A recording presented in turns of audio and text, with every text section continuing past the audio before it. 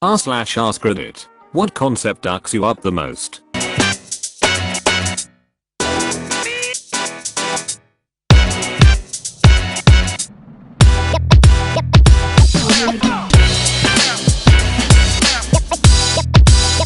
Claim your free AirPods today by clicking the first link in the description down below.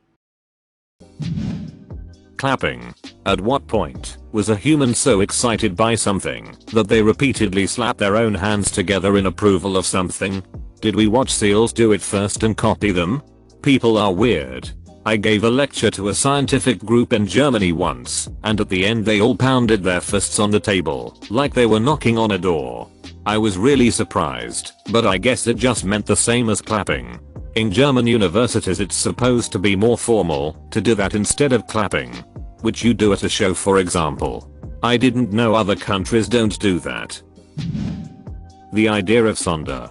Everyone out there is living a life as rich, as vivid, and as real as your own.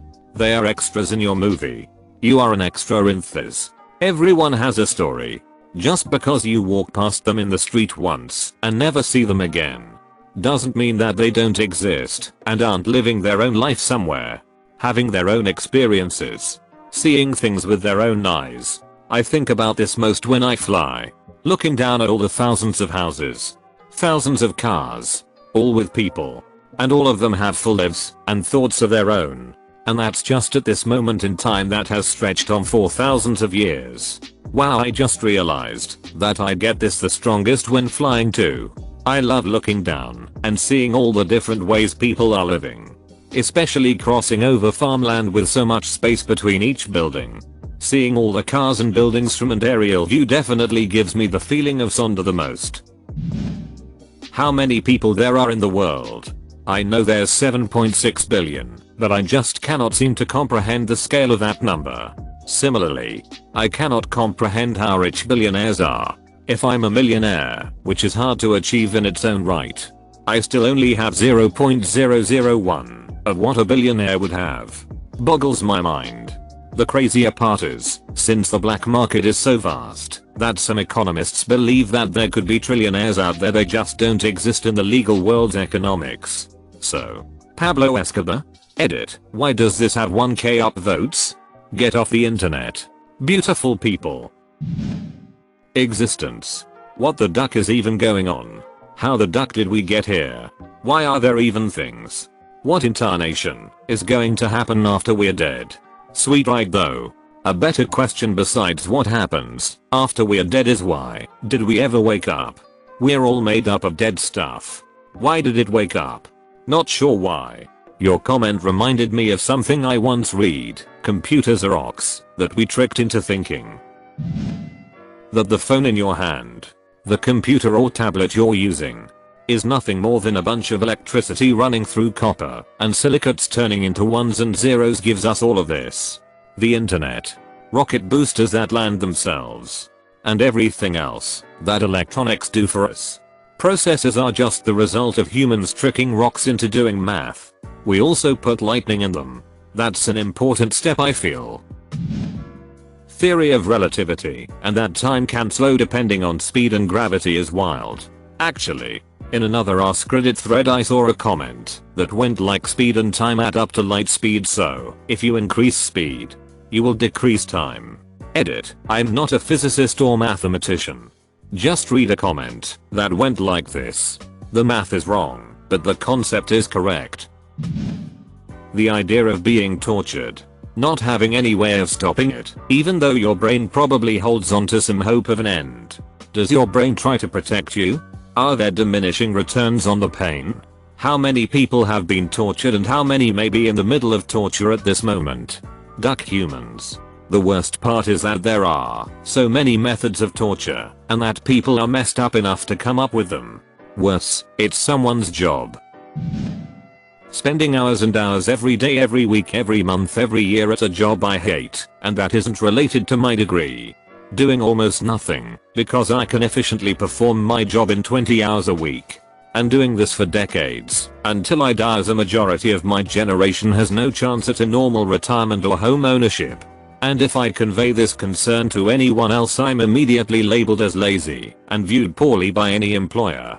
As everyone has agreed to pretend this it is normal. This was my favorite comment in this thread by far. Someone mentioned the concept earlier. But the thing that makes me wonder the most is how small can things get. Like we are made up of stuff. Which is small stuff bunched up. That tiny stuff is made up of smaller stuff. So at what point does it not get smaller? Atoms made up of protons and electrons. Those made up of smaller things. So we go all the way down to strings, hypothetically. But I don't know anymore. So what makes up the strings? And what makes up the stuff that makes up the strings? And so on until you. All the HIV currently infecting people on the planet today, millions of people fits in a teaspoon. Wonder what it tastes like.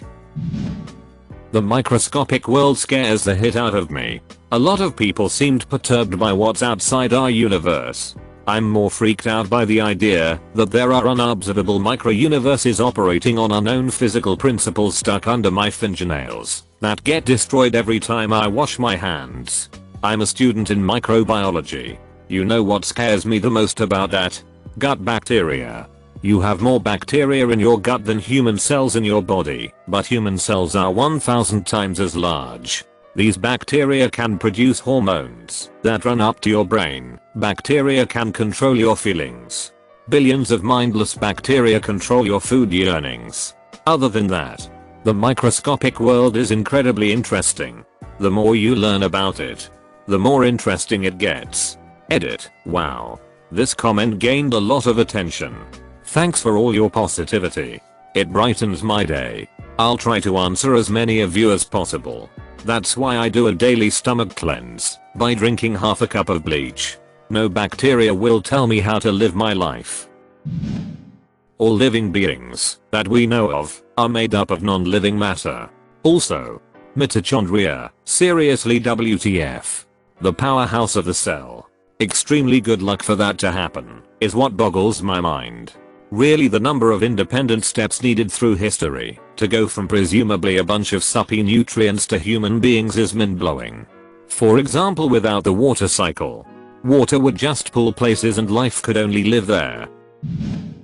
When a sperm comes in contact with an egg, they somehow become a human. Two cells just have to meet up, and it becomes a specific genetic code that collects the right nutrients, vitamins and minerals from the mother to build a living creature as complex as a human. And to think that each one is so different in so many ways just boggles my mind. That fact that another person and I accidentally created an entirely new human being just blows my mind. Like, you don't even have to know what you're doing. It's not a skilled art. Your body just, like, prints a little person package and off they go. How? Your body just, like, prints a little person package and off they go. Hey yeah. Thanks for that. See I round. That atoms are 99.9% empty space. Makes no sense. The way to think of it is, though they aren't very dense, not much mass in the volume, they have fields that encompass the entire structure. So the mass of atoms aren't engaging directly, but with forces that define their volume. Mostly empty by mass, but entirely filled by forces. Their shields are up. That color is something that's generated inside our brains, and is not an innate property of any object. Sure, objects have a property that make them absorb/reflect light in a certain way, but the redness of red or the yellowness of yellow is created inside our heads. Also the thought that my yellow may not be your yellow. Hummingbirds and insects see colors that are there, but we can't see. If I get married and stay married, then I will someday bury my wife. If I don't, she will bury me. The sadness of either of these things is horrible. If it make you feel better, you guys might die together in a car crash or something. Edit. Wow, of all the dumb hit I say. Anyways, thanks for the gold. Soulless asshole. I love the positive vibe here. Time. You are young and life is long. And there is time to kill today. And then one day you find 10 years have got behind you. I met someone I knew 10 years ago just this week. She's married. Has a kid. Has another plan for next year. Got a bigger house. I'm ducking around with my studies unsure of what I want to do. I'm ducking around with my studies unsure of what I want to do. This was me 5 years ago. Now I'm married. 2 kids. Great job. And medium-as house. The fact that everyone has their own internal thoughts. Edit, spelling. Or do we? Maybe it's all a simulation made for you, and we are just the NPCs? You're not supposed to tell the subject about the simulation.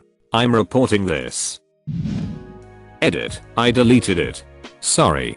Depending on your field. You don't have to give that up. Gig economy. Freelancer. Project manager. Designer. There are still options that allow for that kind of novelty. I fall in the freelance contractor category as a musician.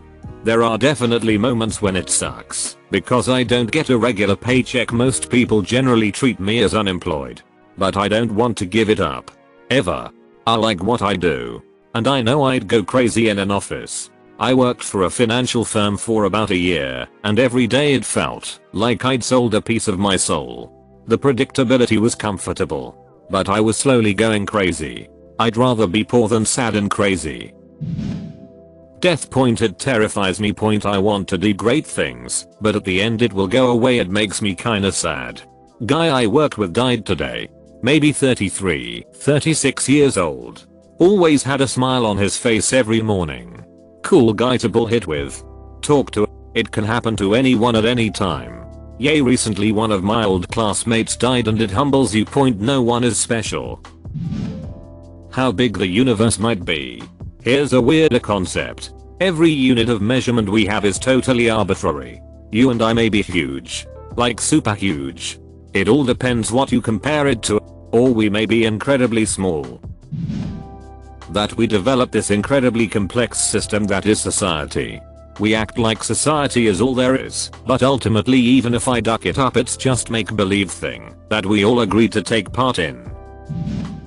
What is reality? Everything we perceive is just the brain processing different inputs and telling us what is currently going on. We already know of a lot of tricks the brain plays on us visually, optical illusions, implanted memories which are as or more vivid than real ones, etc. Who's to say that my whole world is actually real? What if everything I think I see is actually a trick of my brain? Maybe I am, in objective reality, going through some terribly traumatic event, and my brain made up this happy home with my husband and 2 kids to protect itself. Think about dreams. Your brain can literally alter time, or your perception of it at least. I've had dreams that spanned months, but woke up and only 30 minutes had passed. So yeah. The brain / what is real is my answer.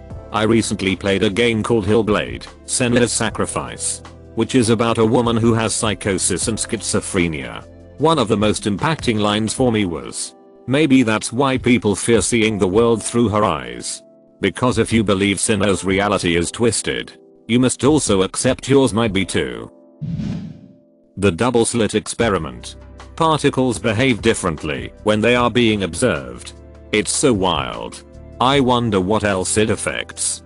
The part most people don't get is what physicists mean by observer.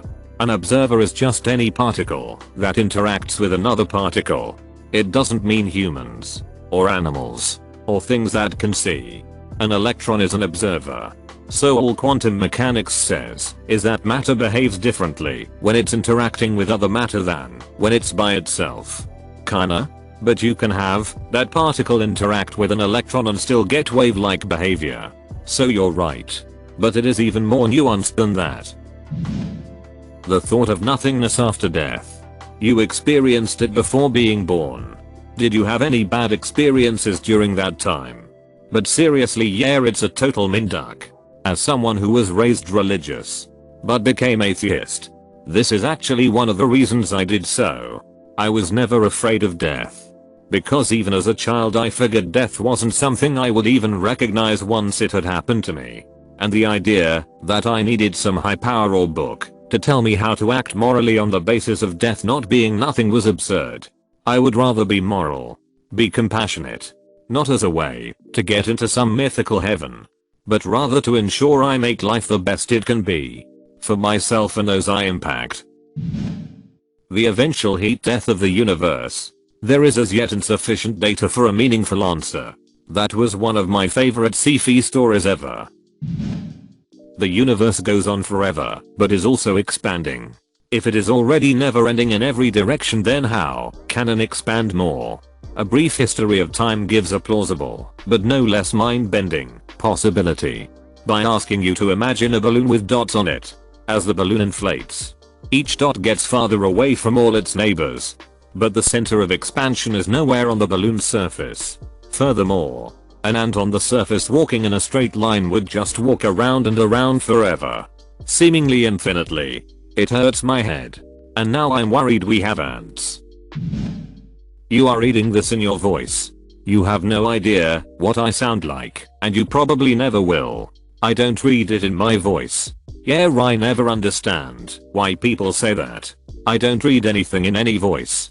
I read the words and absorb and comprehend the sentiment, but I don't hear words. Determinants and eigenvalues of 3x3 and up matrices. Edit. Everyone check out 3 blue 1 brown on YouTube. I found that eigenvalues made more sense abstracted somewhat. I remember taking intro linear algebra and just going nope. Once you learn how matrices represent linear transformations, all of linear algebra makes so much more sense. At least it did for me.